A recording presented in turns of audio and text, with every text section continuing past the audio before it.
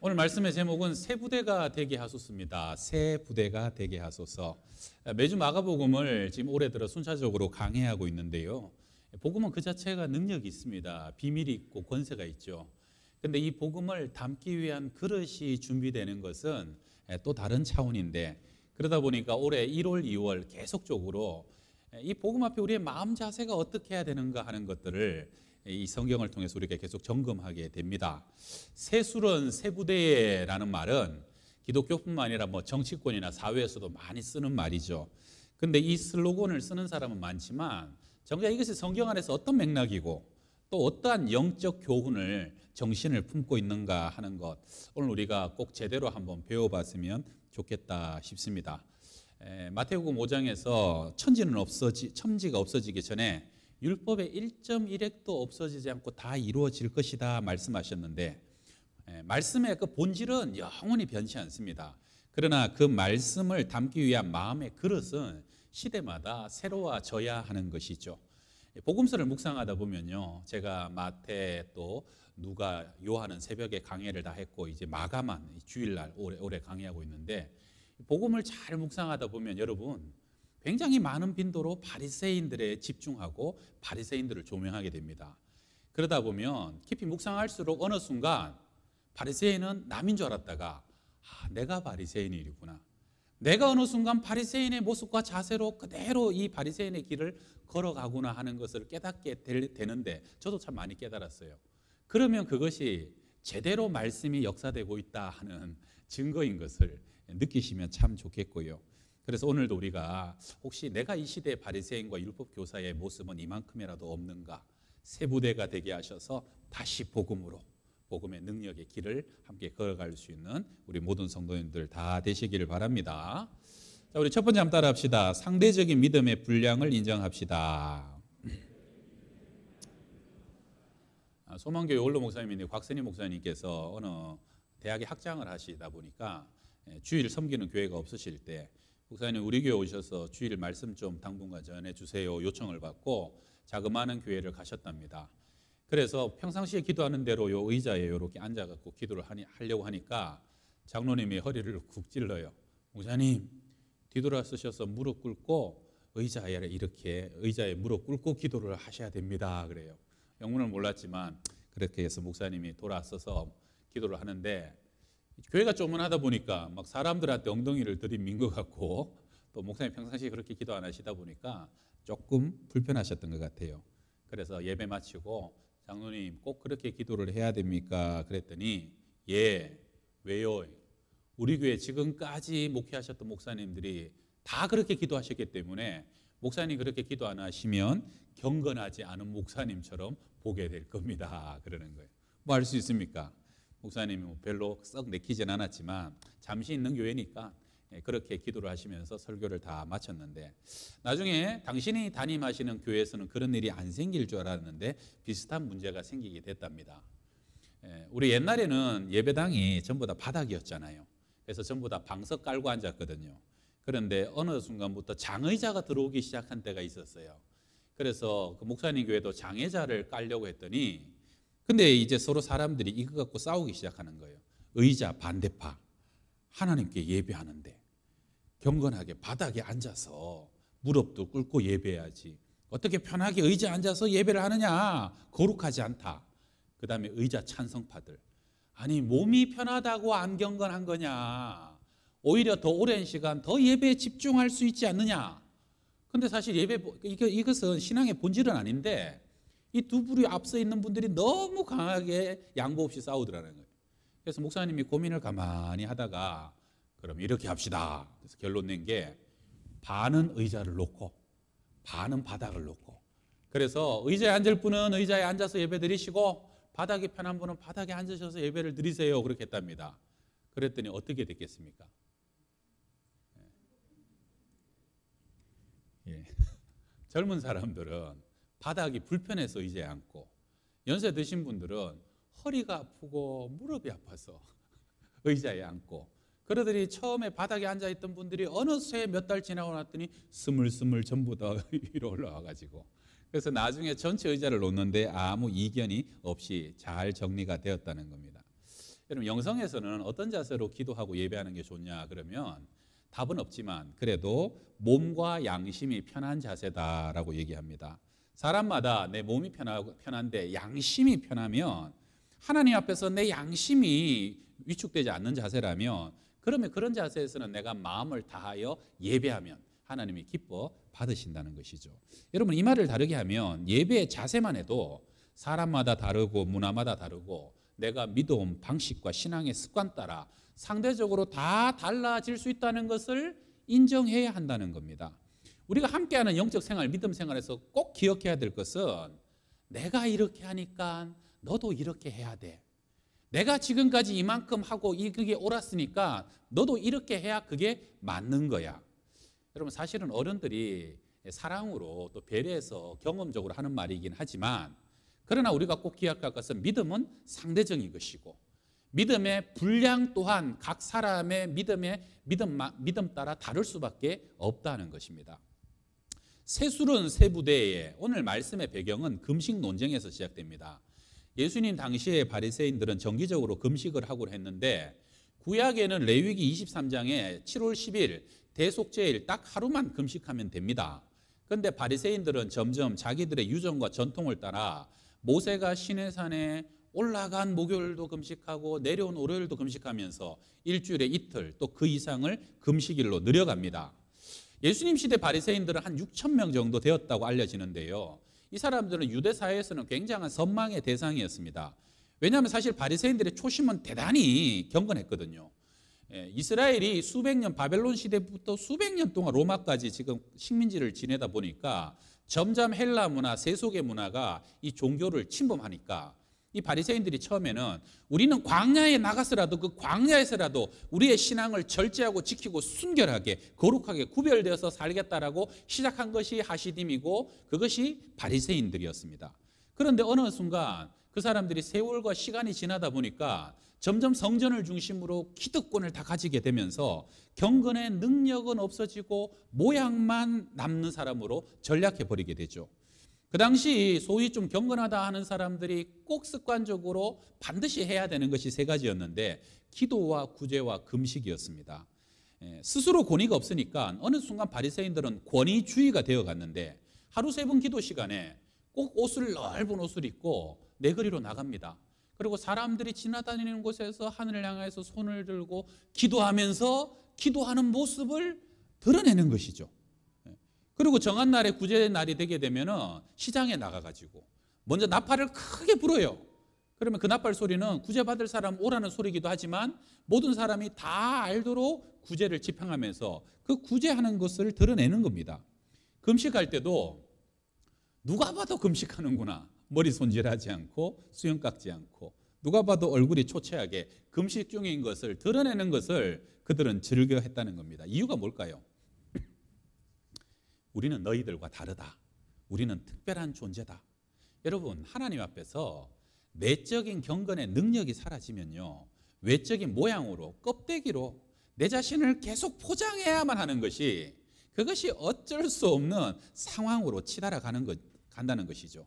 그러면서 점점 자기의에 사로잡혀가고 사람들에게 인사받기를 좋아하고 잔치에 상석에 앉기를 좋아하고 속으로는 돈에 대한 탐욕이 쌓여가면서 과부의 가산을 삼키면서 마침내 회칠한 무덤과 같이 가정스러운 신앙의 모습으로 변질되어 가고야 말았습니다. 그런데 바로 그런 때 그런 그 변질과 그 종교인들의 위선이 극에 다를 때 예수라는 젊은이가 등장한 거지요. 너무나도 영적으로 목마르고 기갈했던 백성들은요 생명수가 철철 흘러나오는 예수님께 몰려들기 시작합니다. 그런데 예수님은 그 당시에 다른 종교인들과 너무 다른 파격적인 모습을 보여줍니다. 기존의 권위주의가 아니라 진정한 권위가 무엇인가를 드러내기 시작하는데요. 첫 번째 예수님은 굉장히 젊었어요. 30살의 청년이었죠. 나이가 곧 권위라고 여기던 당시로서는 랍비들이 보기에는 굉장히 젊디 젊은 사람이었습니다. 두 번째 출신이 초라합니다. 변두리 갈릴리 출신에다가 그 중에서도 깡시곤인 나사렛 목수 아들이었습니다. 분위기와 인상은 어떻습니까? 그 당시에는 조금 영적이다 싶으면 심각하고 무겁고 엄격해야 됐는데 주님은 달랐어요. 밝았어요. 유쾌했어요. 그래서 세리와 죄인의 친구다, 먹기를 탐하는 자다 그런 별명이 붙었죠. 주님은 그 별명답게 늘 가난하고 힘없고 소외된 사람들을 가까이 하고 그들과 함께 먹고 마시는 것을 주저하지 않았던 분입니다. 주님의 가르침은 서기관들과 달랐습니다. 주님의 가르침은 무겁거나 어렵지 않았어요. 쉬웠어요. 그러면서도 핵심을 찌르고 명료하고 근본 정신을 정확히 깨닫게 하는 가르침이었습니다. 마지막으로 제일 큰 특징은 주님의 가르침은 외식적이고 이중적이지 않았어요. 예수님은 당시에 많은 바리새인들은 말은 많지만 자기의 말대로 살지 않았지만 주님은 친히 좁은 길을 먼저 걸어가셨고 마침내 십자가를 지시고 살아서 당신의 생애 자체가 말씀으로 살아가는 것이 무엇인지 친히 온 세상 사람들에게 보여주시는 그러한 고난의 삶을 살아가신 분이셨던 겁니다. 그러니까 이런 주님이 막상 사역을 시작하니까 수많은 사람들이 주님께 몰려들어요. 바리새인들과 서기관들이 너무너무 불편하고 못마땅한 거예요. 왜입니까? 여러분, 진짜가 나타나니까요, 지금까지 진짜 행세를 하던 가짜와 짝퉁들이 내가 가짜라는 것이 여실히 드러나기 시작하는 거예요. 그런데도 자기들의 가짜를 인정할 수가 없어요. 이미 교만과 아집으로 너무 마음이 높아져 있어요. 돌이키기에는 내가 가지고 있는 것이 너무 많아요. 잃을 것이 너무 많아요. 끝까지 강박하여서 끈질기게 예수님을 공격하기 시작하죠. 오늘 예수님을 향한 공격의 첫 번째 질문도 뭡니까? 18절 하반절에 보게 되면 요한의 제자들과 바리새인의 제자들은 금식하는데 어찌하여 당신의 제자들은 금식하지 아니하나이까? 요즘 신조 중에 꼰대라는 말이 있습니다. 들어보셨습니까? 백과사전을 보면 본래 아버지나 교사 등 나이 많은 사람을 가리켜 학생이나 청년들이 쓰던 언어, 이게 원래는 어른 선생이란 뜻이었답니다.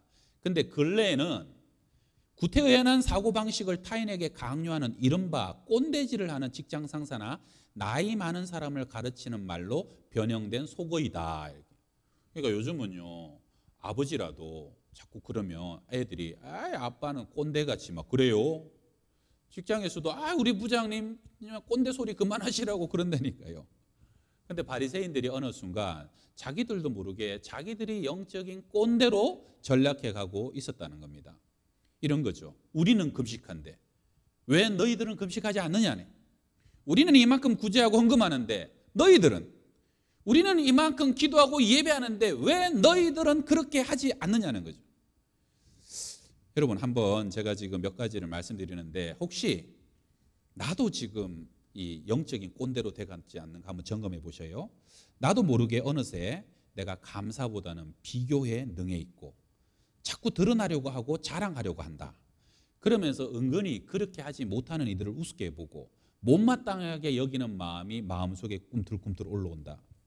누군가가 어렵고 힘들다고 하면 내가 너 때는, 우리 옛날에는 라고 하며 내 중심적인 기준만을 강요하며 상대 입장을 이해하려고 하기보다는 획일적인 복종만을 강조하고 있다면, 그러면 나도 모르게 점점 내가 교회 안에 꼰대가 되어가고 있다는 겁니다. 사랑은 없고 긍휼은 없는데 형식과 원칙만 남아있지는 않은지. 여러분, 어머니가 자식을 사랑할 때 지켜야 될 규칙이나 원칙은 없습니다. 몇 시간마다 밥을 줘야 되는지, 몇 개월마다 접종을 해야 하는지, 며칠마다 목욕을 시켜야 되는지, 하루에 몇 번을 안아줘야 되는지 누가 강요하지 않아요. 누가 정해주지 않아요. 그런데 엄마들은 제일 부지런히, 제일 이미 먼저 자발적으로 실천하고 있는 것이죠. 자녀에 대한 사랑 때문에 옛날 것보다 더 나은 것이 나오면요, 아무리 비싸도 엄마들은 새 걸로 다 사버립니다. 내가 지금까지 가지고 있었던 생각과 사고방식이 잘못됐네, 틀렸네, 아이에게 도움이 안 되네, 그러면 포기하고 버리는데 주저하지 않는 사람들이 엄마들이에요. 여러분, 정말로 사랑하면요, 어느 순간 나는 없어지는 거예요. 진짜 사랑하면 뭐든지 상대 중심으로 낮추고 내가 낮아지는 것이죠. 사실은 우리 위세대와 어른 세대들이 그들의 섬김과 희생과 기도로 교회도 이만큼 세워지고 가정도 세워졌죠. 그런데 안타깝게 이 세대차가 나오면서 자녀들이 점점 멀어지는 경향도 있는 것 같습니다. 우리가 거기에다가 불러서해서 상대적인 믿음의 분량까지 바라보는 사랑으로 나아가게 될 때 바로 그 사랑이 더 예수님의 십자가 닮은 사랑이고 하나님의 아가페 사랑, 아버지의 사랑인 것을 믿으시고 상대적인 믿음의 분량을 인정하고 나아가는 성숙함에 이를 수 있기를 주의 이름으로 축원합니다. 자, 우리 두 번째 한번 따라합시다. 영적 유연성을 잃지 맙시다. 사도행전 10장에 보게 되면 베드로와 고넬료의 극적인 만남 사건이 있는데요. 베드로가 요빠의 옥상에 올라가고 늘 기도하던 대로 기도 시간에 기도를 하는데 하늘에서 환상이 보이죠. 그러면서 하늘에서 큰 보자기가 내려옵니다. 율법으로는 먹지 말라 한 온갖 가증한 것들이 다 들어있어요. 그러면서 주님의 음성이 들려요. 베드로야, 잡아 먹어라. 주여, 속되고 깨끗이 하는 것을 내가 먹을 수 없나이다. 하나님이 깨끗게 하신 것을 네가 속되다 하지 말라. 그리고 그렇게 환상이 3번이나 반복됩니다. 환상이 끝나고 이게 뭔 뜻인가, 뭔 의미인가 고민하고 있는데 마침 이방인 고넬료 집에서 보낸 하인들이 그 집에 도착합니다. 그리고 선생님 모시러 왔습니다. 그리고 베드로는 그들을 따라 50km나 가이사라로 올라가고 그리고 거기 갔더니 온 집안 식구들과 많은 사람들이 베드로의 말씀을 들으려고 이미 주의 인도함을 받아 모여 있는 거예요. 베드로는 그 이방인들에게 처음으로 집에 들어가서 설교하고 말씀을 전하죠. 말씀을 전하는 중에 성령이 내려오시면서 사람들이 성령으로 충만하게 되고 방언하기 시작하면서 하나님의 능력의 역사가 나타납니다. 베드로가 깜짝 놀라죠. 1000년 이상 동안 말씀은 복음은 유대인들만을 위한 것이었는데 성령께서 이 사람들에게 임하시고 방언하고 성령께서 이들 가운데 역사하시는 걸 보니까 이제는 하나님의 뜻이 이제는 모든 이방인에게 구원이 흘러가는 것이며 땅끝까지 하나님의 나라가 활짝 열린 것이구나. 그래서 베드로는 바로 그날 모든 이방인에게 세례를 주고요. 1000년 이상 높아져 있었던 이방인과의 복음의 벽을 허물어뜨려 버립니다. 여러분, 이것이 베드로의 영적인 유연성이었습니다. 하나님의 뜻이고 하나님의 명확한 성령의 인도하심이라면 수천 년 지켜온 것도 평생 내 몸에 새겨진 것이라도 다 내려놓고 다 비우고 다 깨트릴 수 있는 것. 그래서 나는 오로지 하나님의 뜻과 성령의 인도하심에 복종하고 순종하는 영적 유연성이 베드로 속에 없었다면 절대로 불가능한 일이었죠. 여러분, 오늘 본문의 이 두 가지 비유의 핵심도 영적인 유연성입니다. 자, 21절 같이 한번 읽어보겠습니다. 21절. 생배 조각을 낡은 옷에 붙이는 자가 없나니 만일 그렇게 하면 기운 새 것이 낡은 그것을 당기어 헤어짐이 더하게 되느니라. 아멘. 여러분 옛날에 양말을 혹시 기워 신어 보셨습니까?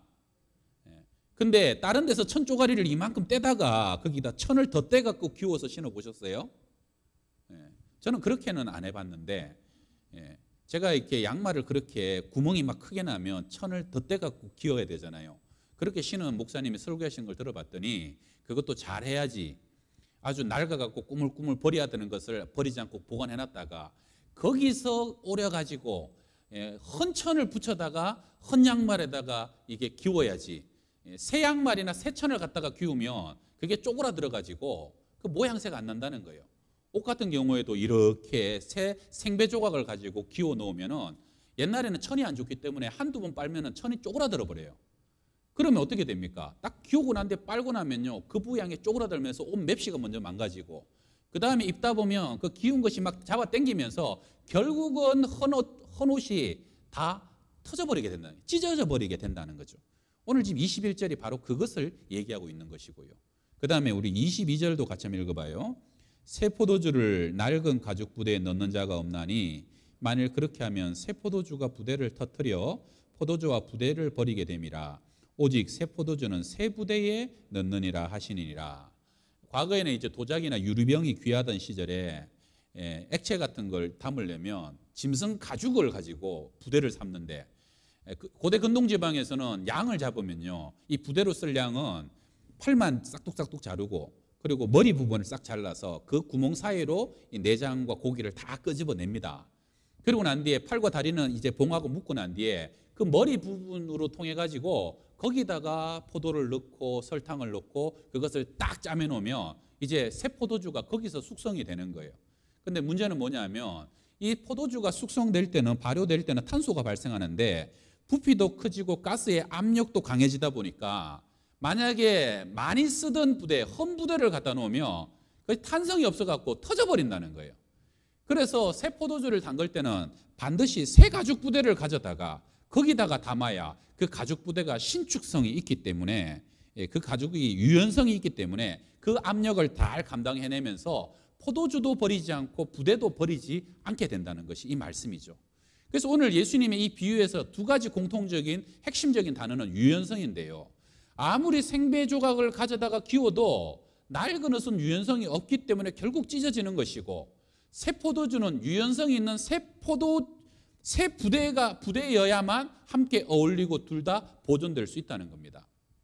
특별히 묵은 것이 아닌 새 포도주가 의미하는 다양한 특성이 있는데요. 여러분, 새 포도주는 시간이 지날수록 숙성되고 팽창합니다. 살아 움직여요. 복음의 특징과 아주 비슷하죠. 복음은 살아 움직입니다. 복음은 팽창되고 복음은 확장되고 복음은 굳어진 것을 깨뜨립니다. 복음은 능력 안에서 때가 되면 폭발하는 것이고 복음은 더 숙성되고 성숙되어 가는 것이죠. 우리 성도 여러분, 하나님의 복음을 담을 수 있는 우리의 그릇이 되기 위해서 우리의 내면이, 우리의 영혼이 함께 커지고 함께 팽창하고 함께 성숙해 가야 하는 것입니다. 어느 순간 나도 모르게 내 마음과 심령이 딱딱하게 굳어 있다면요, 경직되어 있으면 새 포도주를 담을 수 없는 거죠. 담았다고 해도 다 찢어지고 쏟아질 수밖에 없는 겁니다. 그래서 하나님의 복음의 비밀과 그 은혜가 나의 축복이 되기 위해서는 반드시 먼저 내가 거기에 합당한 그릇, 영적 유연성을 가지고 그 새 포도주를 담을 수 있는 그릇으로 먼저 준비되어야, 그래야 다시 복음으로 우리가 오래 이 복음을 우리의 삶의 가정에 축복으로 취하기 위하여서 우리의 그러한 유연성이 있는 심령의 그릇으로 먼저 예비되어야 된다는 겁니다. 영어로요, 이 리질리언스라는 아주 좋은 단어가 있는데 조금 어려운 단어긴 합니다만, 이게 이제 복원력이라 하는 단어예요. 여러분, 그 늘어나기만 한다면, 예를 들어서 목이 늘어난 티셔츠처럼 늘어나서 가만히 있으면 보기 싫잖아요. 부대가 늘어날 뿐만 아니라 양이 많을 때는 늘어나지만, 그러나 또 작은 것이 있을 때는 그것이 수축됨으로 대상을 편안하게 감싸주는 느낌으로, 그래서 상대에 따라 자신이 커질 수도 있고 작아지기도 하는 유연성을 가지고 기능을 하는 것을 바로 이 리질리언스, 그것이 바로 유연성이라 하는 것이죠. 사도 바울은 고린도전서 9장에서 놀라운 영적 유연성을 고백하는데요, 내가 유대인에게는 유대인처럼 헬라인에게는 헬라인처럼 약한 사람에게는 약한 사람처럼 여러 사람에게는 여러 모습이 되었다라고 바울은 스스로 고백합니다. 무엇 때문에? 왜 바울은 율법이 있는 사람인데 율법 없는 사람처럼, 야만인이 아닌데 야만인처럼 그렇게 다양한 모습으로 그는 드러나야 됐을까? 그 목적이 고린도전서 9장 19절에 나오는데, 우리 이 말씀을 같이 한번 읽어보겠습니다. 내가 모든 사람에게서 자유로우나 스스로 모든 사람에게 종이 된 것은 더 많은 사람을 얻고자 함이라. 아멘. 여러분, 우리가요, 영적 유연성을 반드시 가져야 되는 제일 큰 이유는 바로 이것입니다. 유연해야만 더 많은 사람을 얻을 수 있고 더 많은 사람을 품을 수 있고 더 많은 사람이 어느새 우리 가까이 다가오는 것을 우리가 경험할 수 있기 때문입니다. 여러분, 어느 순간 보면요, 사람이 굳고 딱딱해지면요, 가까이 있던 사람도 멀어지고 자녀도 멀어지고 자손들도 어느 순간 멀어집니다. 나도 모르게 내가 굳어 있기 때문이라 하는 것이죠. 여러분, 좀 죄송하지만 혹시 우리 가정에서 정말로 부모님들은 믿음 생활을 잘 하는데 자녀들이 왜 자꾸 믿음에서 멀어질까? 부모들의 그 믿음이 어느 순간 너무 경직되어 있고 딱딱한 믿음 때문에 자녀들이 믿음에서 멀어지고 있지는 않는가 한번 돌아봐야 됩니다. 영적 유연성이 없으면요, 부드러운 사람일수록, 어린 사람일수록 자꾸 멀어집니다. 내가 딱딱하면 아파요. 나는 가까이 가는데 그것이 자기를 찌르는 것처럼 느끼는 것이죠. 유연해야 우리가 이 양평동에 잃어버린 영혼들, 우리가 이 영등포에 잃어버린 영혼들, 땅끝까지 수많은 사람을 담을 수 있는 영적인 그릇은 바로 그 유연함에 있다는 것입니다. 사도 바울은 에베소 교회를 향해 이렇게 말합니다. 저희 마음이 굳어짐으로 말미암아 하나님의 생명에서 떠나 있도다.